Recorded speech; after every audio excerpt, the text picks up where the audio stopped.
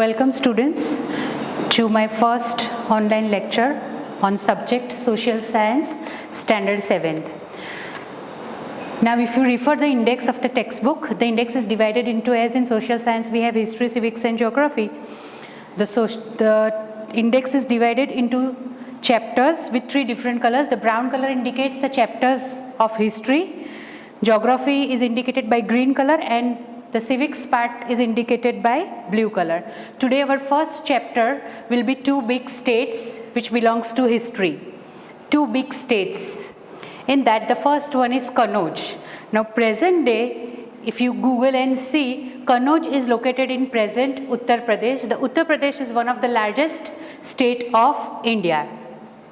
This Kannauj was administered and controlled by Harshvardhan. In this chapter we are going to study about, in the first part, about Kannauj, and the king is Harshvardhan, who was born in 606 CE and his rule is still he died in 647 CE. CE stands for Common Era. Now Harshvardhan's father was Prabhakarvardhan. Prabhakarvardhan had three children. That was Rajyavardhan, who was the elder one, second Harshvardhan, and they both had a sister named Rajyashri.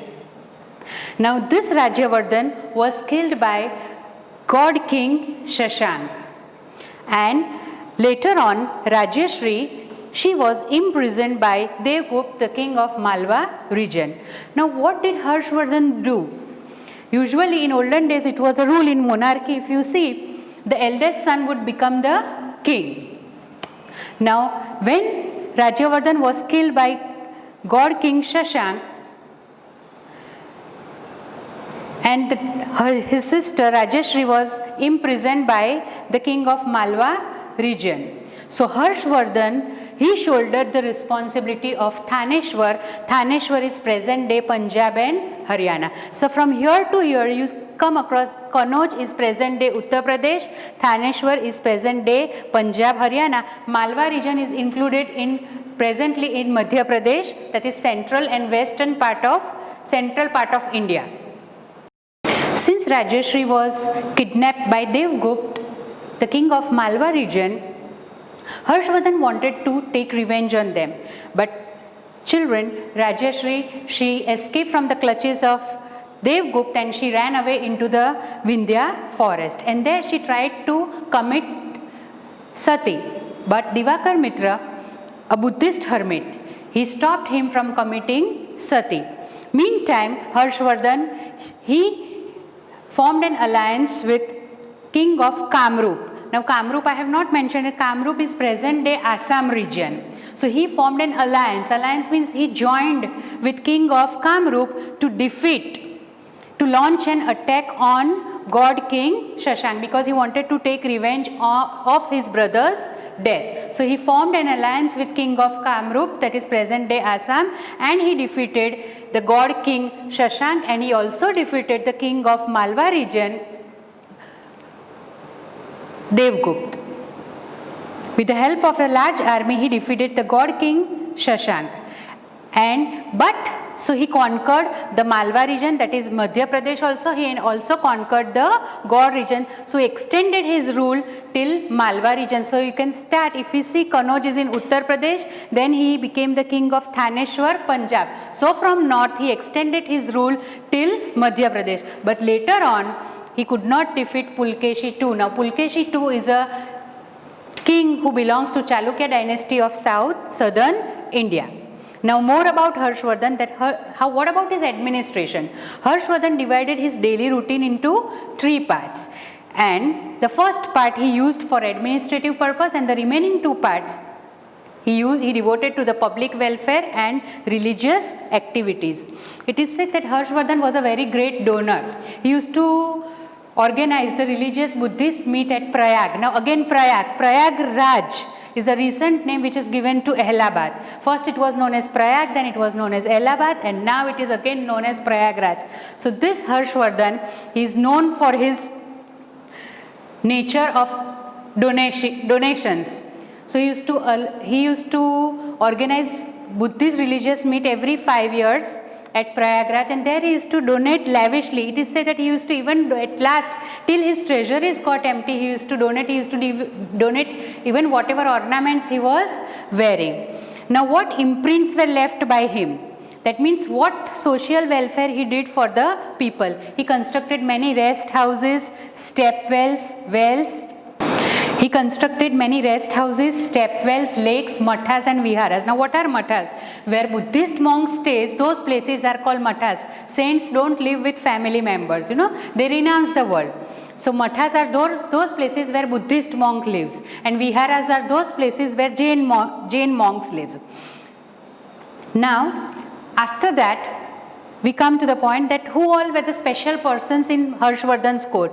Out of them, one of them was Banbhat. Banbhat was a great Sanskrit poet and writer, and he himself wrote Harshcharit and Kadambari. These are the two plays. Plays means it is not a game. Plays means a large volumes, dramas written by a particular well-known person who is well versed with language. So Banbhat, he adorned the court. He was a great Sanskrit poet and writer who wrote about Harshcharit. Harshcharit means a biography about King Harshvardhan, and he also wrote another play, Kadambari. Now, King Harsha himself was a poet and a writer, and he has written 3 plays, Nagnand, Ratnavali and Priyadarshika. Now we will look into a further part of the lesson, Harshvardhan's empire. In that, it included the Nalanda University. What is university? When you complete your school education, you go for higher studies.